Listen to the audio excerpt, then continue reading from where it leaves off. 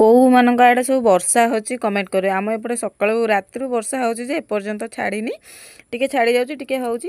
ଆଉ ବର୍ଷା ପାଗରେ ମୁଁ ଆଜି କ'ଣ କରୁଛି ଆପଣମାନଙ୍କୁ ଦେଖାଉଛି। ଘରେ କୋଳଥ ଥିଲା ଆମର ଭଜା ହେଇକି କେବେଠୁ ଥୁଆ ହେଇଥିଲା। ମୁଁ କହିଲି ଆଜି ବର୍ଷା ପାଗରେ ଟିକେ କୋଳଥ ଡାଲି କରିବା। କୋଳଥ ଡାଲି କରିବା ପାଇଁ ମୁଁ ଏଠି ମାନେ ଛୁଙ୍କ ଡାଲି ତ ସିଝେଇକି ତାକୁ ଗ୍ରାଇଣ୍ଡିଙ୍ଗ କରିଦେଇଥିଲି, ତାପରେ ଛୁଙ୍କ ଦେଉଛି ଏଠି। ଡାଲିଟା ଛୁଙ୍କ ଦେଇ ସାରିଲା ପରେ ଟିକେ ଆମ୍ବୁଲ ତା ଭିତରେ ବି ପକାଇ ଦେଇଥିଲି। ଖଟା ମିଠା ଟିକେ କଲେ ଭଲ ଲାଗିବ।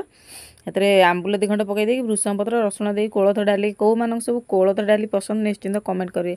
କୋଳଥ ଡାଲି ଆମ ବାପାଙ୍କୁ ବେଶୀ ପସନ୍ଦ, ଆମ ଘରେ 2-3 ଜଣଙ୍କୁ ପସନ୍ଦ, ବେଶୀ କାହାକୁ ପସନ୍ଦ ନୁହଁ। ତାପରେ ପାଗ ଯେହେତୁ ବର୍ଷା ପାଗ ଥିଲା ମୁଁ ସେଥିଲାଗି ଡାଲି ବସାଇ ଦେଇଥିଲି। ଏପଟେ ଦୋକାନୀବାବୁ ଆଜି ଡ୍ୟୁଟି ଯାଇନଥିଲେ, କୋବି ଆଣିଥିଲେ। ଇଏ କୋବି ଦେଖୁଛନ୍ତି ନା, ଏ କୋବି ଏଡ଼ିକି ଟିକେ କିନ୍ତୁ 60 ଟଙ୍କା ନେଇଥିଲା। ଏଠି କୋବି କଷା କରିବା ପାଇଁକା ମୁଁ ଏଠି ପିଆଜ ଭଜାଭଜି କରି ମସଲା କଷି, କୋବି ତରକାରୀ ବି ମୋର ଅଲରେଡ଼ି ହେଇଗଲାଣି। କୋବି ତରକାରୀ ଏଠି ହେଇଗଲା। ଆଜି ମୋର ଖାଇବାରେ କ'ଣ ଅଛି ଦେଖାଉଛି ଦେଖନ୍ତୁ। ଭାତ, ଡାଲି, କୋଳଥ ଡାଲି, କୋବି ତରକାରୀ ଆଉ ଟିକେ ସନ୍ତୁଳା, ଆଉ ବେଶୀ କିଛି ନାହିଁ। ରହିଲି, ନମସ୍କାର।